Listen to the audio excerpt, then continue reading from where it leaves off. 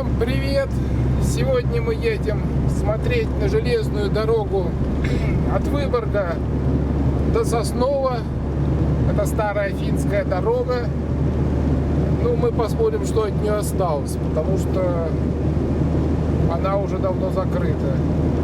Построена она была в 1930 году. По ней ходили даже 5 пар поездов.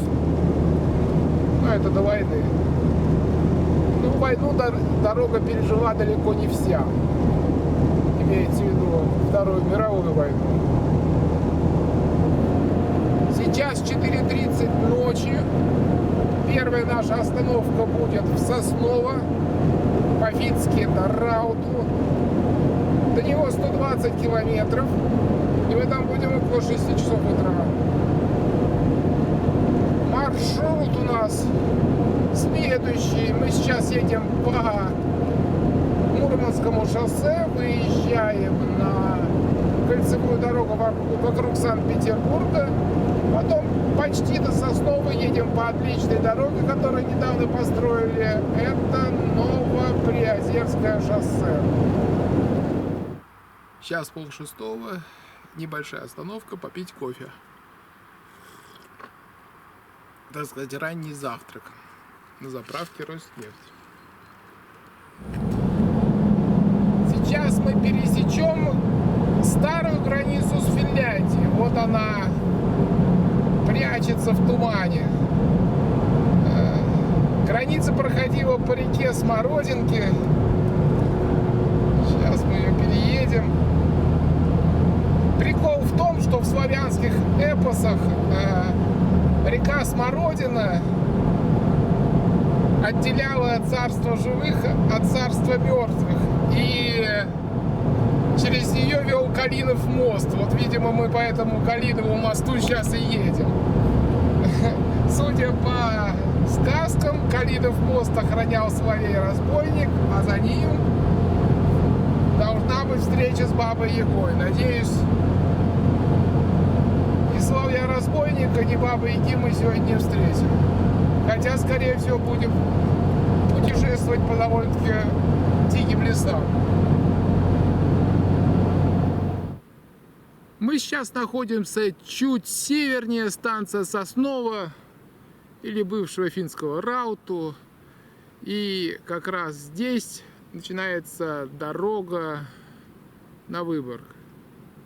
Вообще, если быть откровенно точным, дороги до Выборга никогда не существовало. Финны в 30-м году построили дорогу до Мичуринского, Волхьярви по-фински, и дальше автобусами добирались вот до Состова. А вот эту дорогу, вот здесь насыпь, сейчас мы по насыпи поедем, построили в 41-м году, или даже чуть пораньше, в 40-м, советские военнослужащие. И эта дорога длиной около 5 километров вела к орудийным позициям около села Раздолье. В ранних послевоенных картах указывалось вот наличие этой дороги прямо от Соснова до Выборга. Видимо, такие планы были, но после войны, видимо, просто не было средств, чтобы это осуществить. Ну, а позже, видимо, это было признано нецелесообразно. Тем более дорога сильно пострадала во время финской войны, во время Отечественной войны. И поэтому часть дороги эксплуатировалась до 2009 года. Ну, мы до туда доедем вечерком, наверное. Это ближе к Выборгу. А вот эта часть никогда, собственно говоря, с дорогой на Волхьярви не соединялась. Но, тем не менее, как все-таки часть дороги, мы на нее посмотрим. Поищем эти орудийные позиции у Раздолья. Ну, а потом поедем на Волхьярви.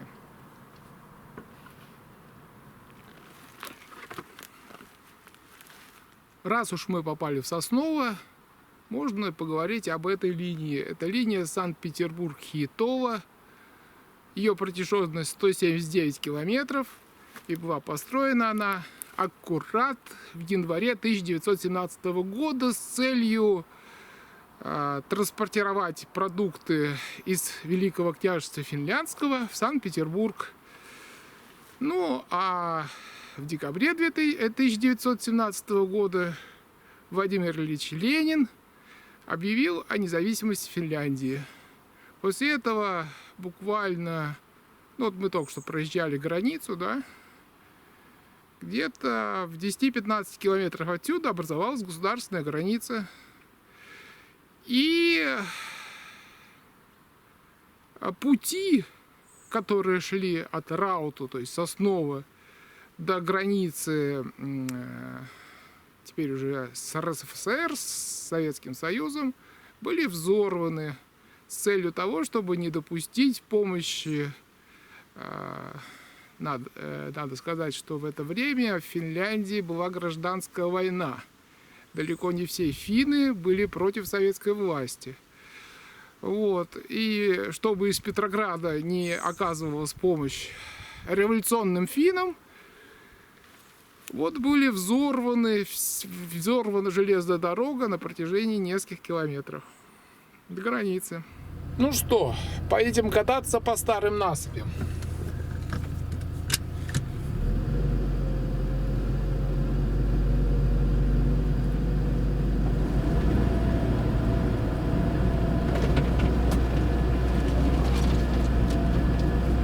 Вот здесь я отходил путь от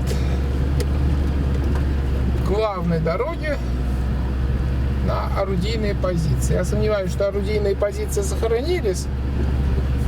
Здесь у нас все строят и строят.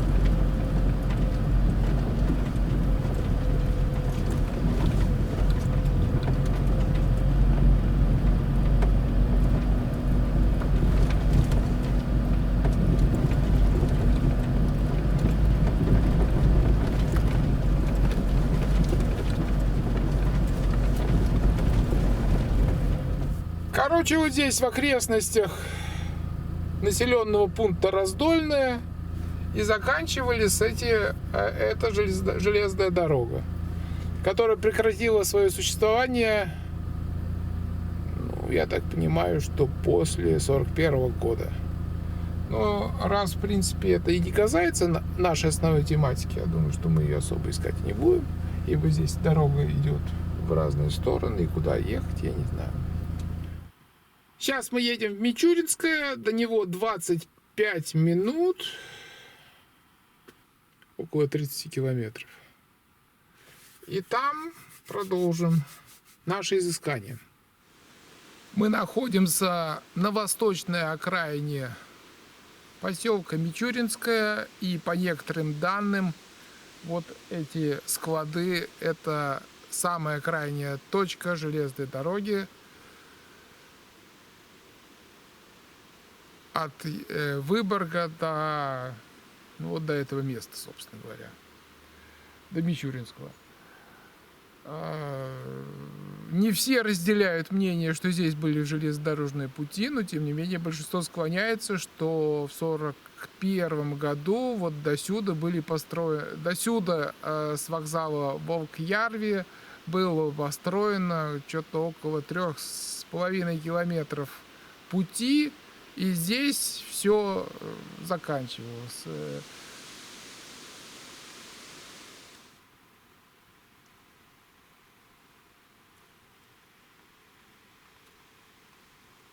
Есть лестница наверх.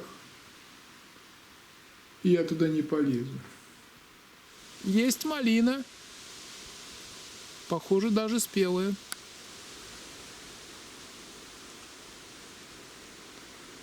Ну, возможно, отсюда пути и начинались к вокзалу.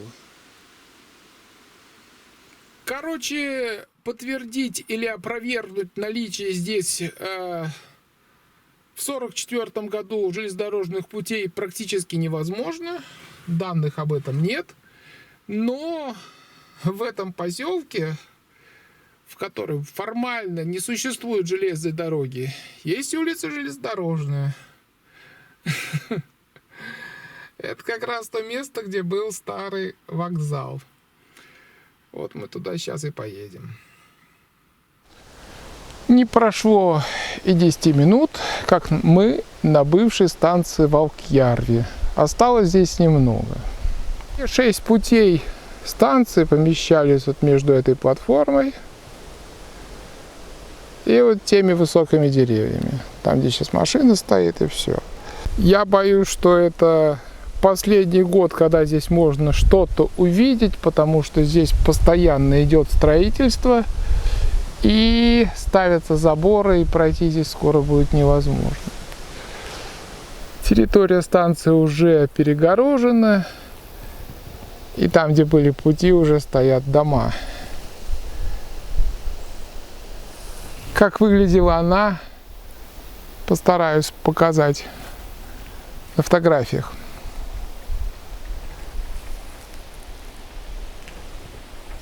Вот там видно прореженный лес, туда уходили поезда на Выборг.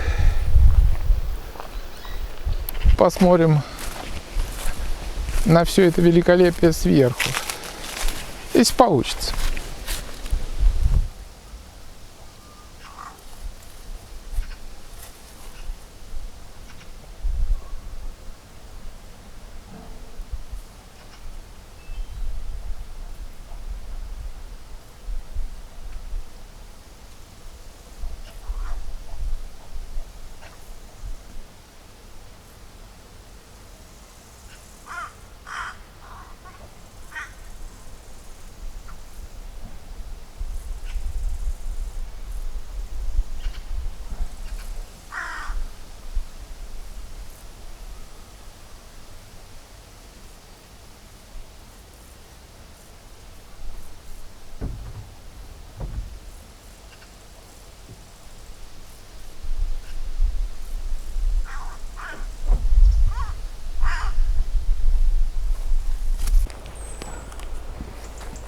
Это депо местной станции. Оно расположено в 2 километрах, наверное, отсюда. И бывшая насыпь уже застроена какими-то коттеджами. Говорят, что депо было на 2 места. Все практически уже разрушено.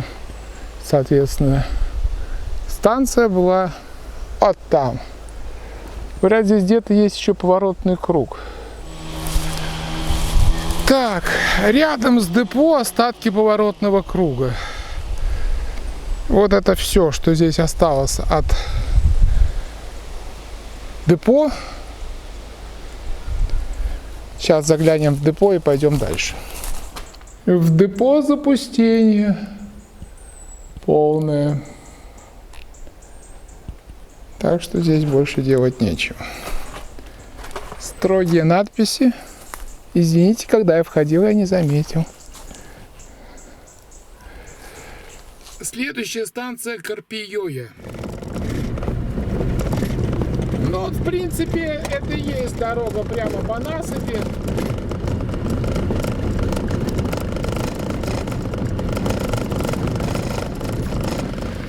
А насыпь довольно-таки высокая, метров 10. Вот с этой стороны метров 15, наверное, с другой. Хотя с виду просто лесная дорога.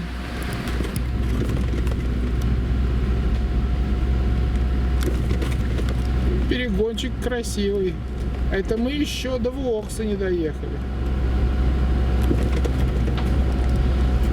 Впереди показался какой-то просвет.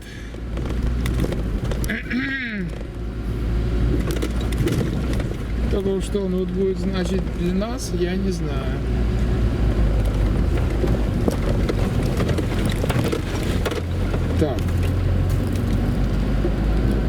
вот это явно не насыпь. Поезд не может повернуть с такой скоростью, с таким углом. Интересно.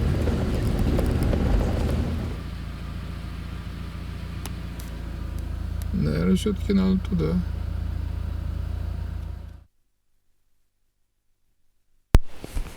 Да, похоже, поезд шел здесь.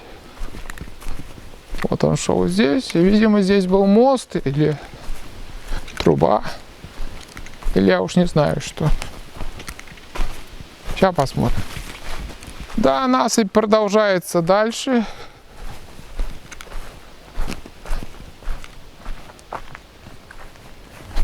Здесь разрушенный путепровод.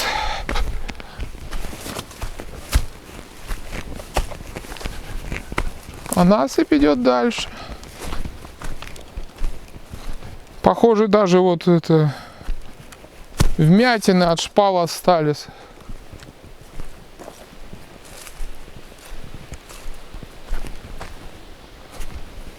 Да, вот. С этой стороны овраг. С этой стороны овраг. А прямо идет насыпь. Старая.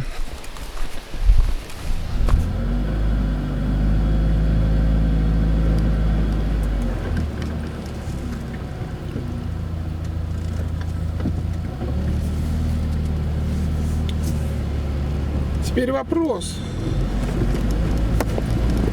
Прямо или налево?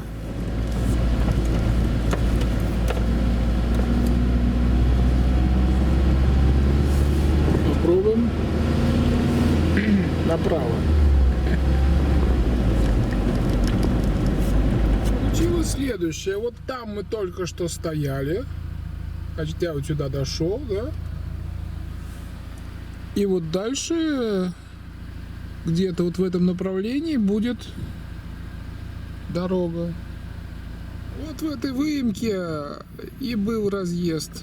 Ну, кто тут так разрыл, сказать сложно. Может, какие-нибудь любители артефактов.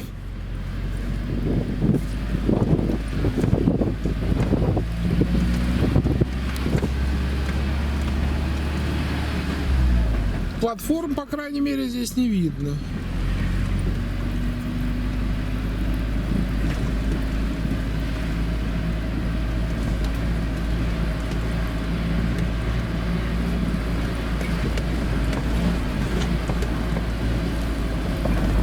Мы съехали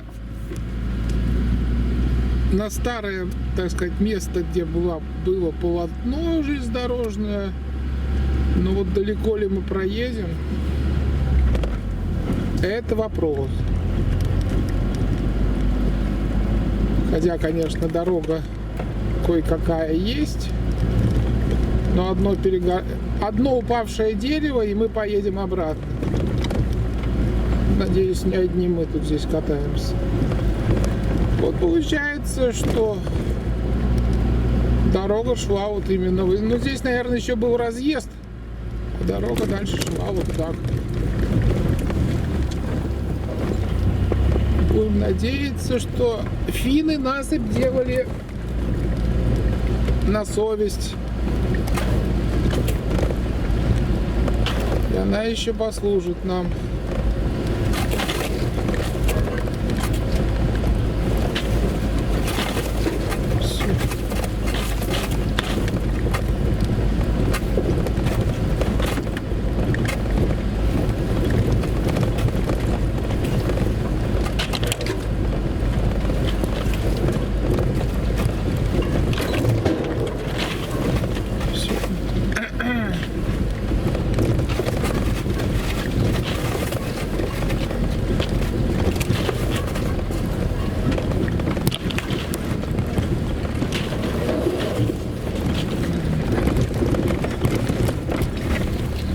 А насыпь, она вообще шикарно сохранилась. Только если бы не эти елки, было бы вообще великолепно. А вот здесь мы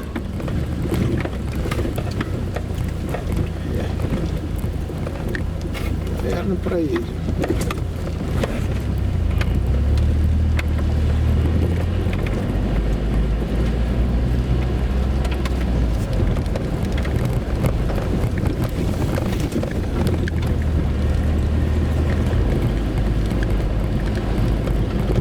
Здесь, конечно, надо ходить пешком, а не на машине ездить. Хотя, в принципе, мы едем. Вопрос, куда приедем.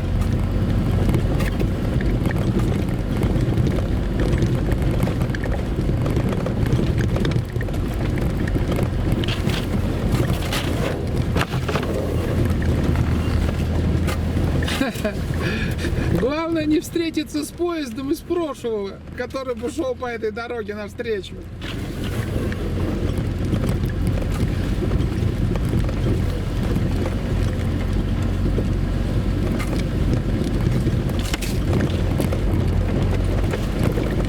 Выезжаем из глухого леса, похоже на какую-то... Слева идет дорога, по которой ездят нормальные люди. Ну, мы немножко не вписываемся в эту категорию. Но дальше боюсь, что будет не проехать. Все, насыпь, перерыве.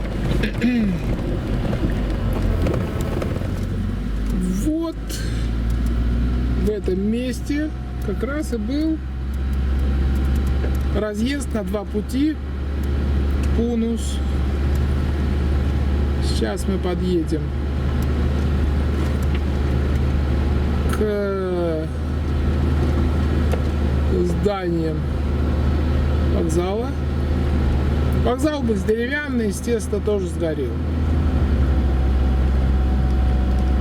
Сейчас поднимемся, посмотрим на то, что здесь осталось. Где стоит машина, были пути, а вот здесь был вокзал. Даже написали. Следопыты.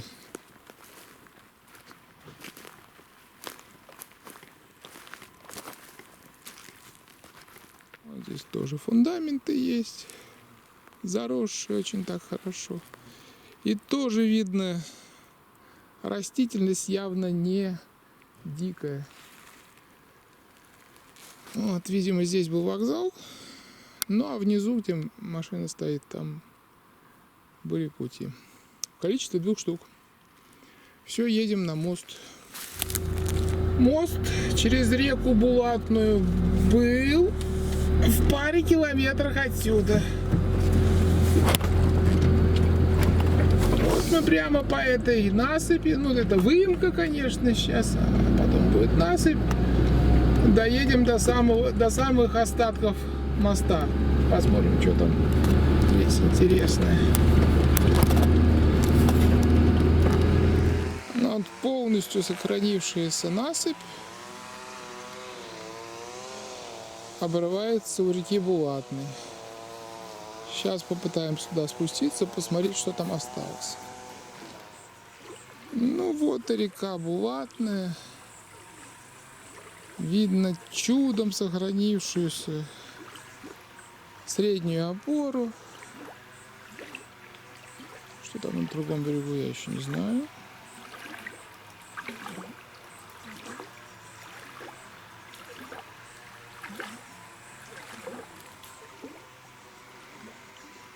Но наш берег полностью зарос. Вот. Серединная опора сохранилась хорошо. Сам мост, видимо, ушел на металлолом. Кстати, сохранились финские шпалы. Самые натуральные. И не одна. Целая куча.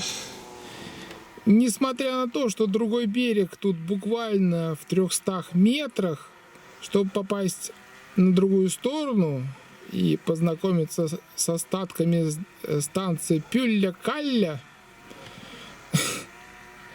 Нам придется сделать круг 27 километров. Это займет 35 минут. Не прошло и часа, и мы с другой стороны моста. Просто уверен, практически никто из исследователей этой дороги сюда не заезжал. Это был ад. Но здесь шикарный вид на среднюю опору, которую не очень хорошо было видно с той стороны. И не менее шикарный вид на оставшееся основание моста на этом берегу. При уж очень сильном желании здесь можно даже искупаться.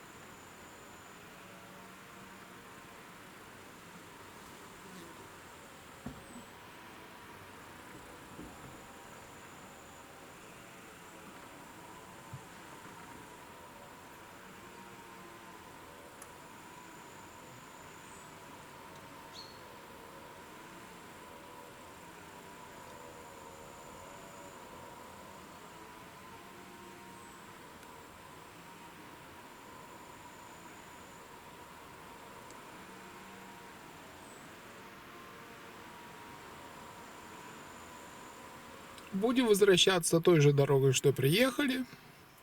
Это старая насыпь, которая частично используется как дорога, а частично используется как бездорожье. Легко, без таких мучений, как мы, пересекая реку, поезд дальше идет вот под этой насыпи.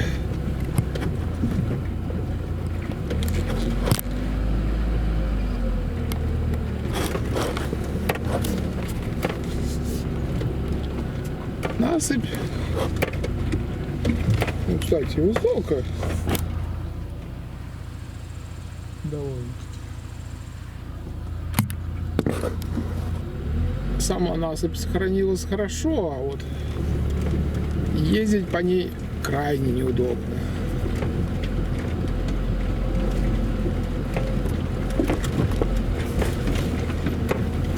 О!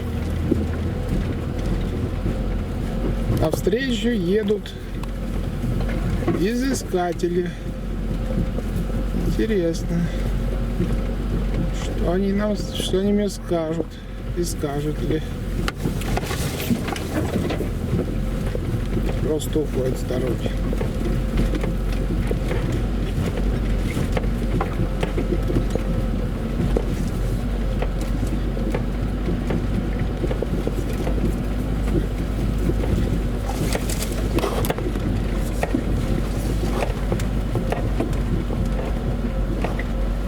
Спасибо.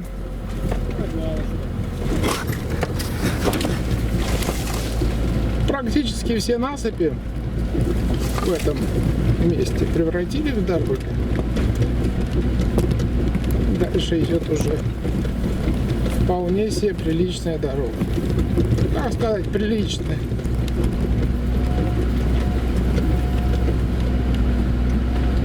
Для этой местности разве что. А мы тем временем добрались до следующей станции. Это Полля-Калля. За кусок платформы. Тут, говорят, было два пути. И один короткий, Ну, видимо, вот здесь заканчивался короткий, а длинный там. Вот здесь, видимо, был вокзал этой станции. И вот эта платформа местная, а это типа для поездов проходящих.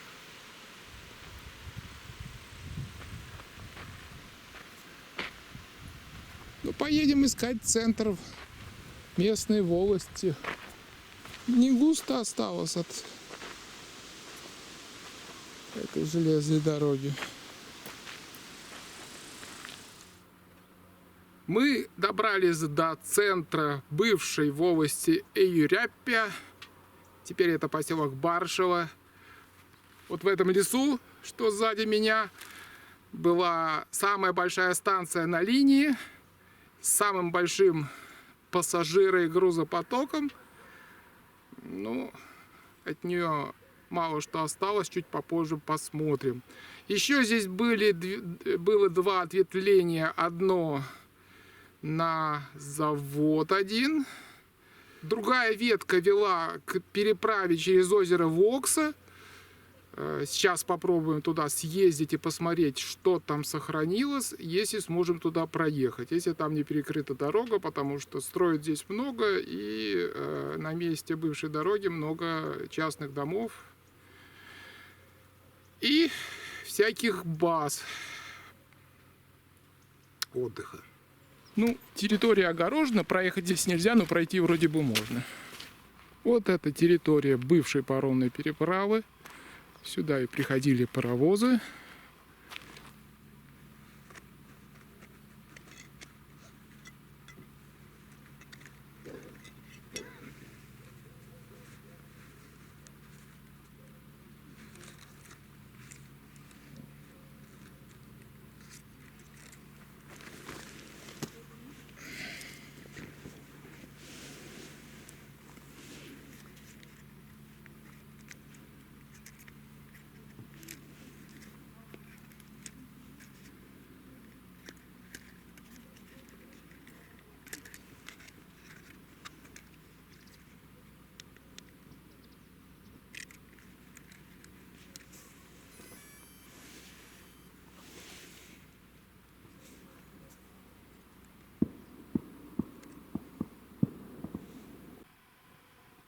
Ну, хотя бы посмотрели на место, где была эта паромная переправа. А сейчас будем искать длинные платформы станции Рюпя.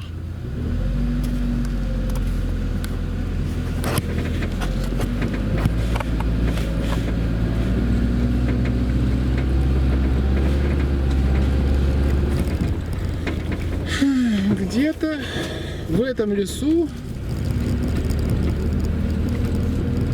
и находятся остатки этой станции. Разумеется, раньше этого леса не было.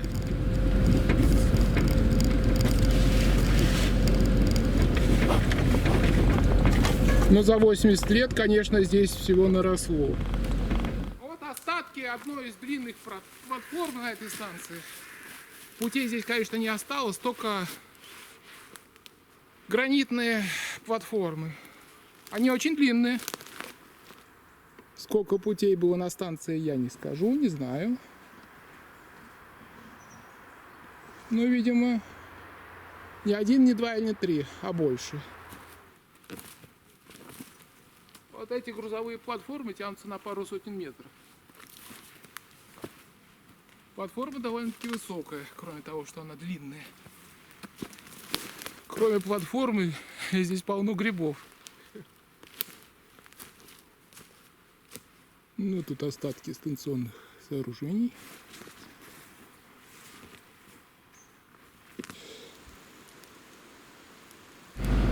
А здесь мы едем прямо по бывшим путям. Это мы едем в сторону Выборга.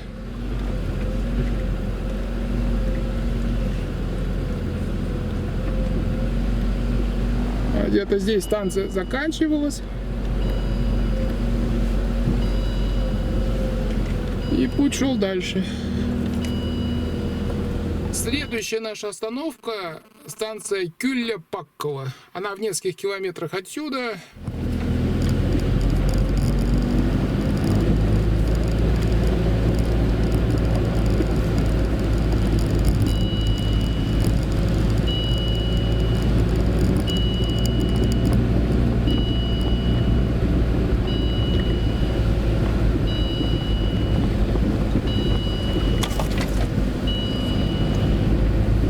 Вот уже почти километр едем по старой насыпи. Похоже, дальше дороги нет.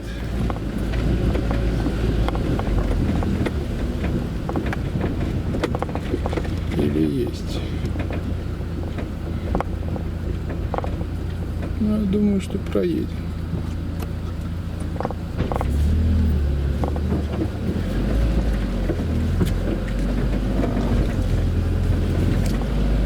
Вот и проехали. Продолжаем ехать по старой насыпи. Здесь видно четко канавы вдоль дороги. Ну, а сама вот просека так довольно-таки сильно заросла.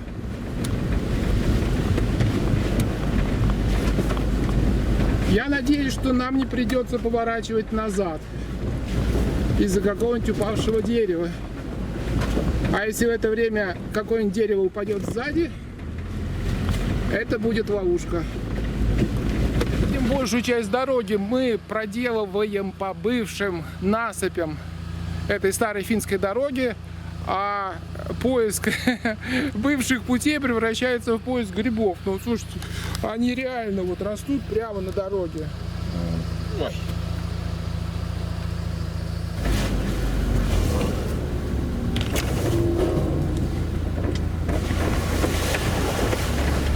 Но... Ага. Вот это старый переезд, видимо, здесь был. Вот.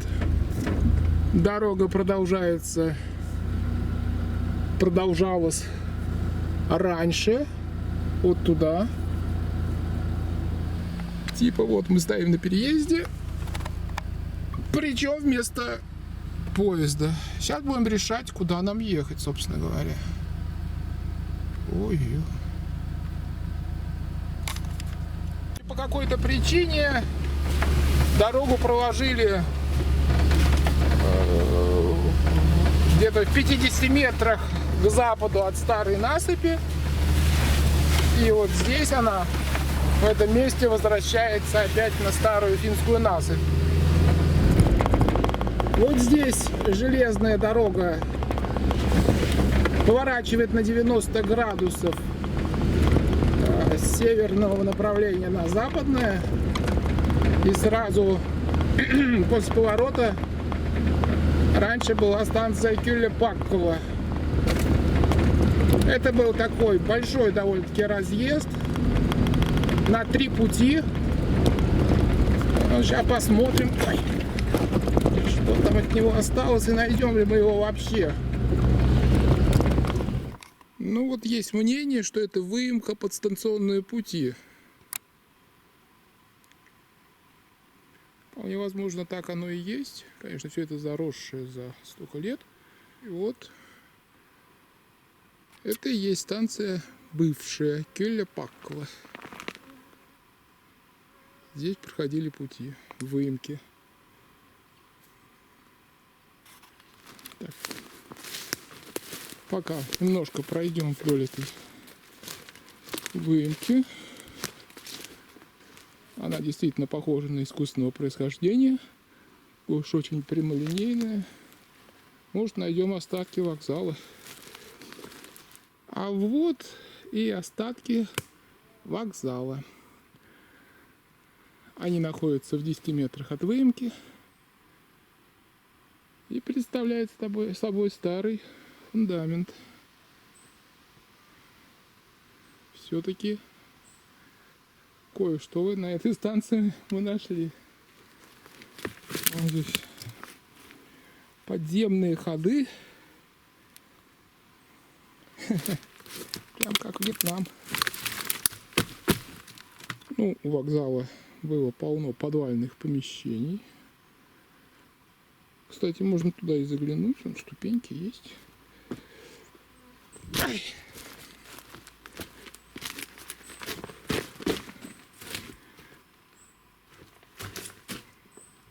Здесь можно жить. Ну вот, пожалуй, и все, что можно сказать про эту станцию. Поедем дальше. Ну, теперь в 2,5 километров отсюда станция Каукила. Здесь, похоже, дорога проходит не по старой насыпи. Вместо насыпи тут выемка оказалась. А вот на этом повороте как раз дорога возвращается на старую насыпь. Вот продолжается дорога на Каукила. И вот заросшая дорога на выемку станции, где мы только что были. Выемка перешла снова в насыпь. И мы продолжаем следовать маршрутам старой дороги. Где-то километра через 2 будем искать новую станцию. О! Темный лес сменяется болотом.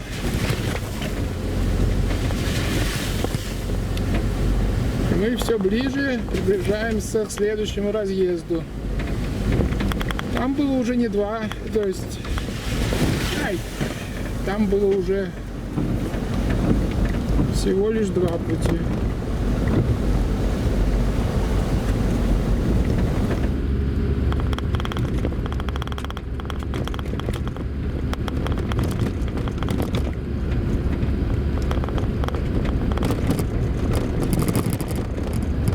Но вот здесь, похоже, опять дорога съезжает со старой насыпи.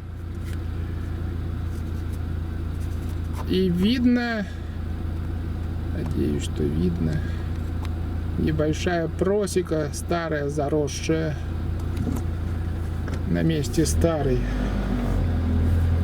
дороги. Я так понимаю, что там, где существовали разъезды, там современная дорога сходит в большинстве случаев со старого пути. Ну, значит, где-то справа сейчас и будет находиться станция, которую мы ищем.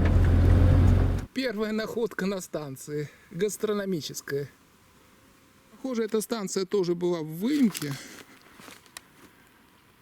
потому что опять длинная прямая выемка, явно искусственного происхождения. Ну, в таком случае вот прямо перед нами место, где была эта станция. И вот здесь как раз пути проходили. Такие деревья за 80 лет наросли, обалдеть. Да, это точно выемка под пути. Не такая глубокая, как на прошлой станции. Сейчас попробуем найти вокзал. Вернее, то, что от него осталось. Дорога снова возвратилась на старую финскую насыпь. К сожалению, вокзала я и не нашел. Здесь недалеко протекает, я бы даже сказал, река Кузьминка, которая разделила эту дорогу на 2 большие части. Та, по которой мы едем, была закрыта в 1944 году и при советской власти, во времена Советского Союза не использовалась. Так, стоп.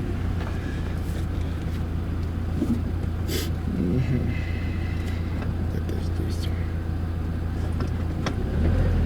Теперь мы выходим на старую насыпь около реки Кузьминки.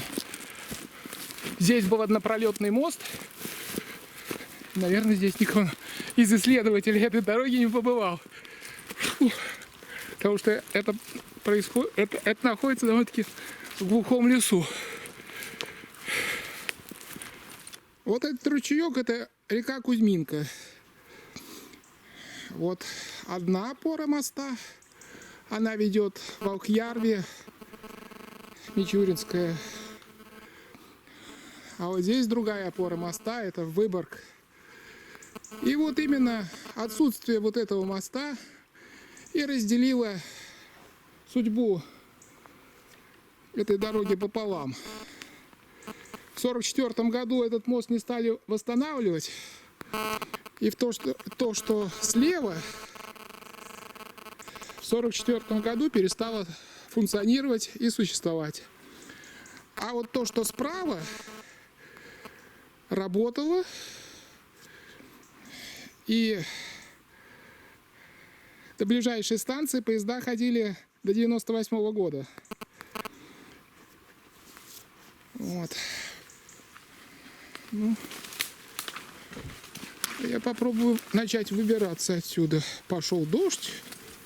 Супер. Надеюсь, последними кадрами не будут. Не будут тоже, как я падаю в воду. Не скажу, что здесь очень глубоко, но думаю, для видео это будет последнее, что она снимет. Ай! Ну, здесь гранитный, как всегда.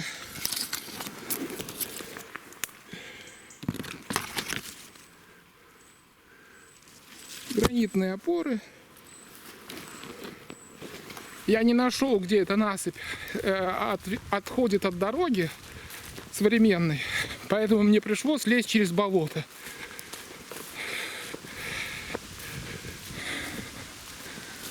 А здесь вполне нормальная такая дорога, но где на нее съезд с современной дороги, я не нашел. Утешительный приз, так сказать, за мое тут путешествие.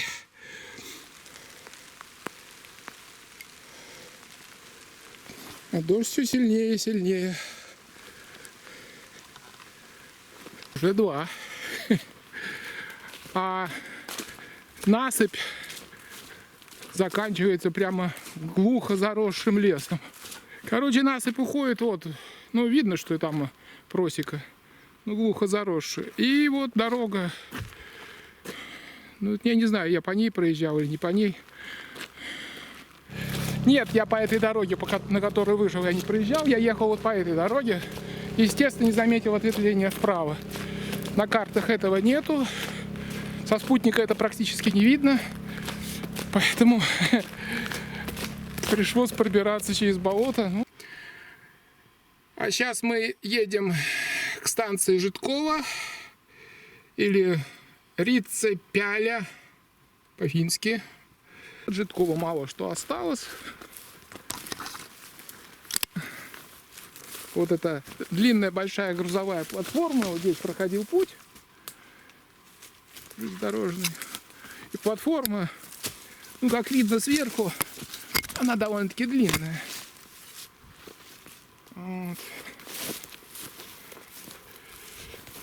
А пассажирская платформа, видимо, была где-то здесь.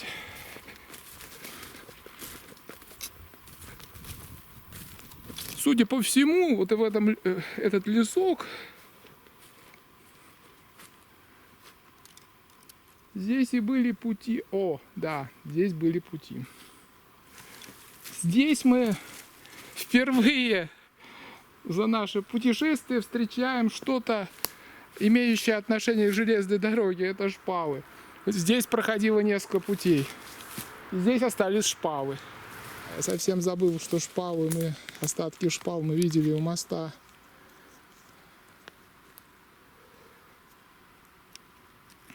Господи, уже забыл. Через Булатную, да? Ну, здесь тоже шпалы остались.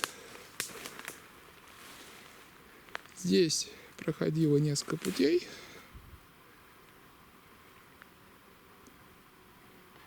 Ну и где тут были остатки вокзала, сказать сложно. Я его искать не буду, потому что скоро пойдет дождь, и хотелось бы сделать съемку с дрона на следующий станции.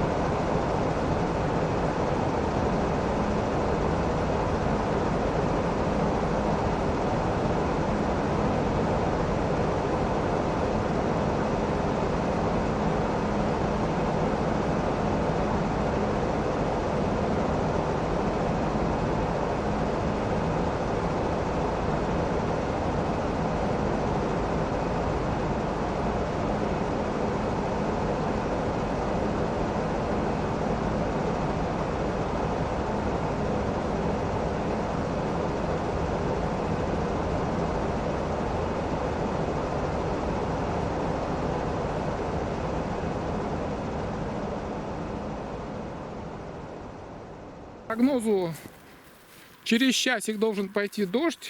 Это сделает съемку с воздуха невозможной, поэтому мы не будем особо останавливаться на этой станции. Следующая станция будет Вещево. До нее 13 километров. Надеюсь, мы быстро доедем до того, как ливанет дождь очередной. Вот. Станция Житкова как раз находилась справа от шоссе. Сюда и приходили поезда. Ну а сразу после выезда из поселка, вот здесь за поворотом, был переезд железнодорожный. Где он тут был? А вот он здесь, вот прямо вот здесь и был. Вот туда. Тут небольшие следы от железной дороги остались. Ну а мы поедем к следующей станции. Мы приехали на станцию Вещево, или по-фински Хейньёкки. И навигатор нас привез прямо к вокзалу. Ну, тут вокруг дожди, вот мы вот здесь. Надо все делать по-быстрому. Ну, вот это здание вокзала. А вот здесь внизу была станция. С платформами совсем, с разъездами. Говорят, там остались светофоры. Начнем. Посмотрим сначала тогда вокзал, что ли, раз он уж сохранился так. Любителям всяких заброшек посвящается.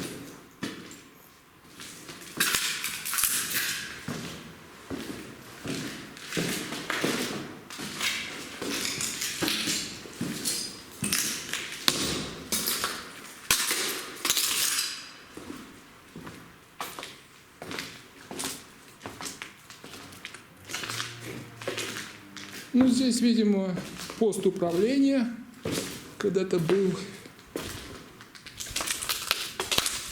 Здесь отличный вид на саму станцию бывшую. Ну, а сейчас постарались.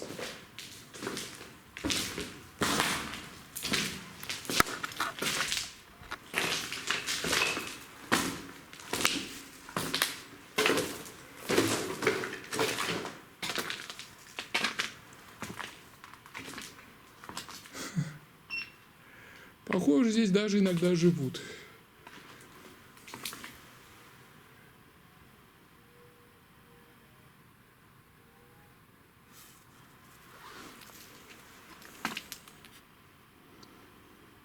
Да.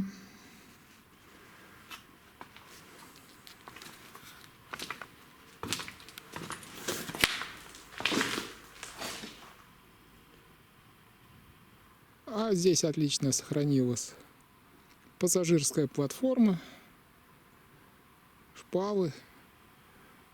Ну, вокзал слегка потрепанный, но стоит и никак не используется. Там даже виден светофор, ездят машины.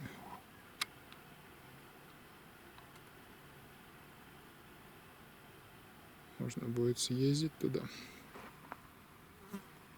Это вид в сторону Соснова и Волкьярви-Мичуринского. А вот вид в сторону Выборга. Так дорога зарастает за 20 с лишним лет. Я насчитал тут 4 пути.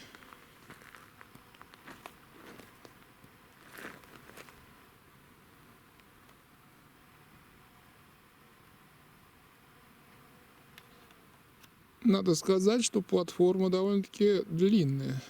И, кстати говоря, высокая.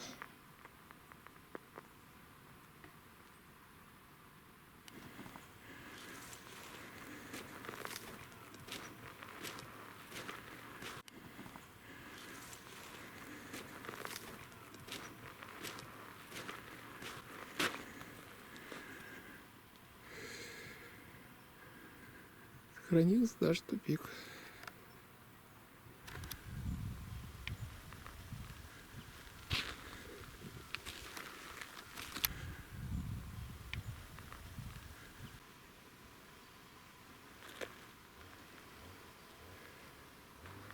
Старый вход на станцию.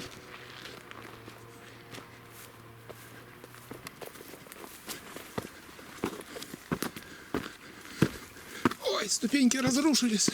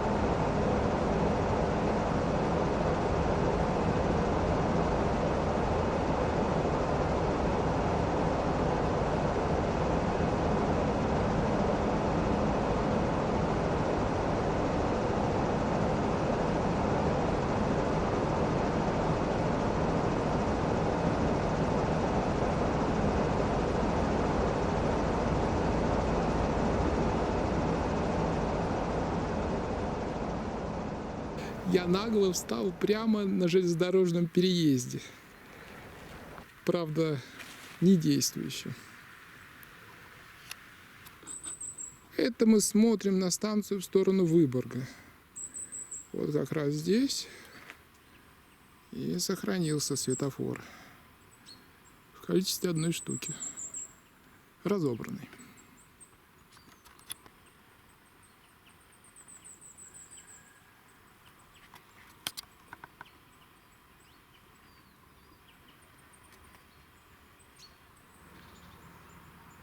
Одинокий столб со станционной связью.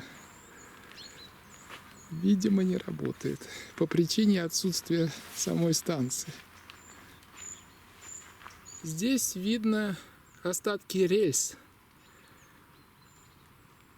Один товарищ говорил на ютубе, что рельсы здесь использовались английские, финнами. Как-нибудь надо будет посмотреть, оригинально они или нет. Здесь видно пару рельс, но они настолько вросли в землю, что маркировку посмотреть практически невозможно. Ну, посмотрим на другой станции, если они там останутся. Они там вроде бы должны остаться. Может, они действительно английские, оригинальные рельсы, уложенные еще финнами. А может, меняли в советские времена-то.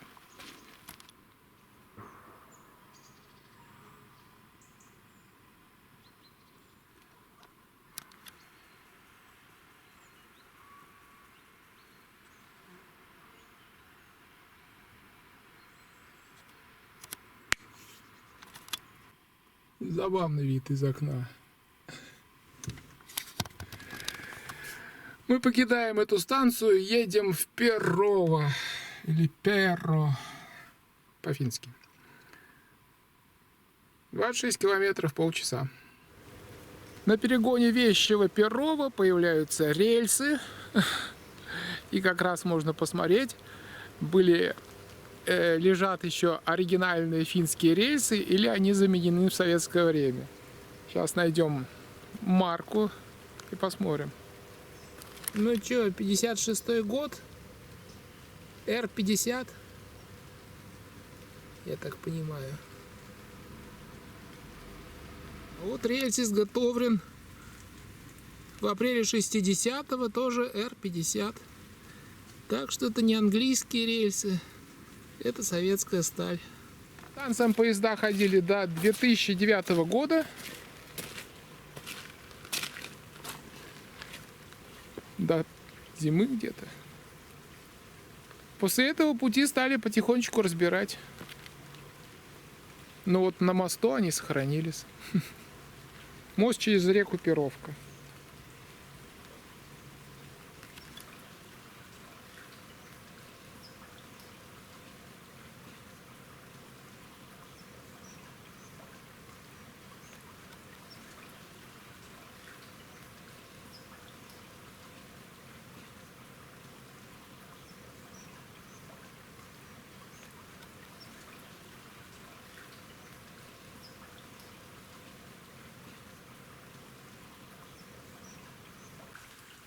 Мост здесь металлический. Вот только не знаю, финский он или советское время поставлен. Потому что здесь остались деревянные опоры.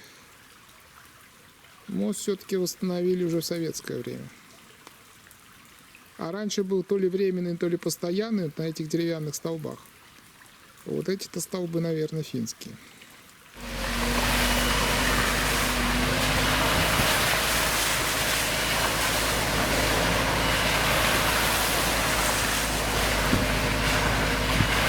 От моста до вокзала практически все рельсы сохранены. Ну, заросли, правда.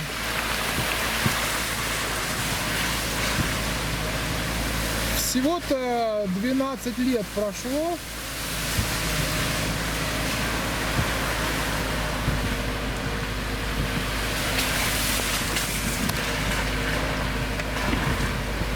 При финнах здесь была трехпутная станция. В советское время здесь был просто остановочный пункт. Низкая платформа сохранилась. Да и высокая тоже сохранилась, но, по-моему, она не использовалась в советское время.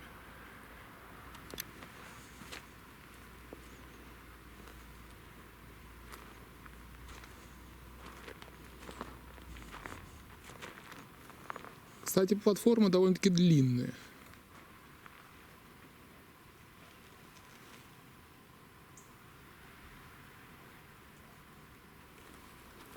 Можно постоять здесь, подождать поезда, который никогда не придет.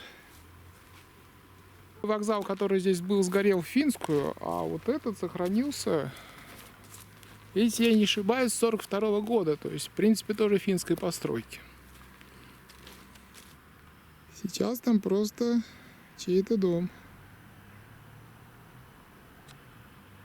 Конечно, тут малость не убрано.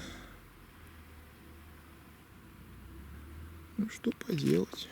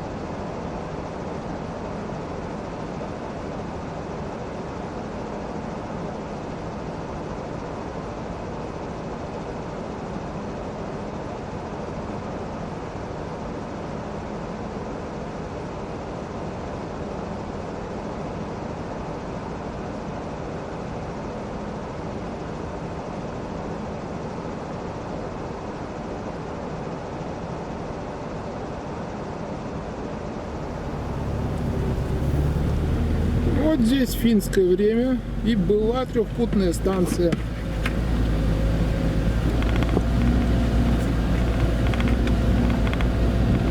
Два пути сняли, один оставили.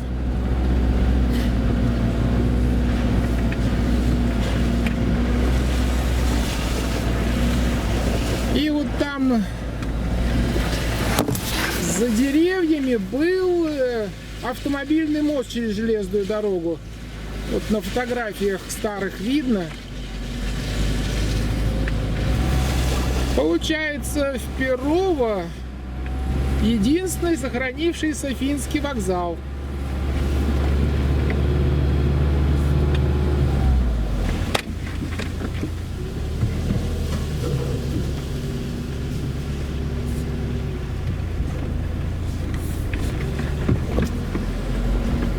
Ну, я только что поговорил с хозяйкой, с хозяйкой вокзала. Она живет здесь больше 10 лет. Когда это здание было вокзалом, она сама не помнит, хотя ей, наверное, лет 60, ну или 50. Вот. И теперь вот этим вокзалом распоряжается солидная дама с котом.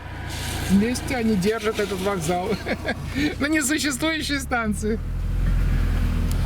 Ну вот, это старый финский мост. Вот дальше идет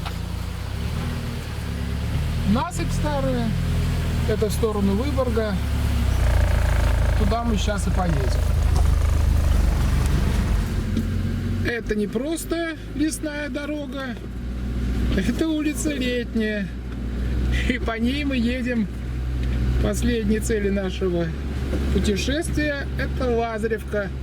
Именно там от дороги из Петербурга в Выборг отходила интересующая нас линия на Волк-Ярле. Дорога идет вдоль путей линии Санкт-Петербург-Выборг. Ну вот, собственно говоря, и начало нашей знаменитой линии. Здесь она как раз отходила, и шпалы, и рельсы, все снято. Вот как раз туда она и уходила. Всего лишь 12 лет прошло, да?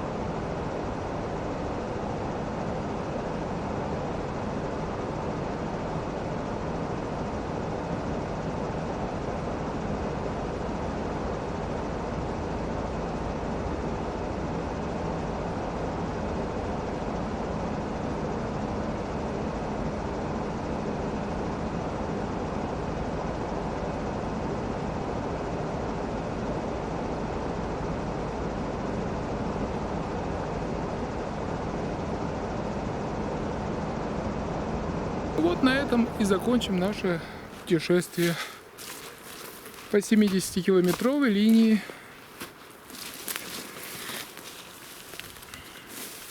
которой больше нет вообще. Только старые, в лучшем случае, слегка сохранившиеся вокзалы. Ой.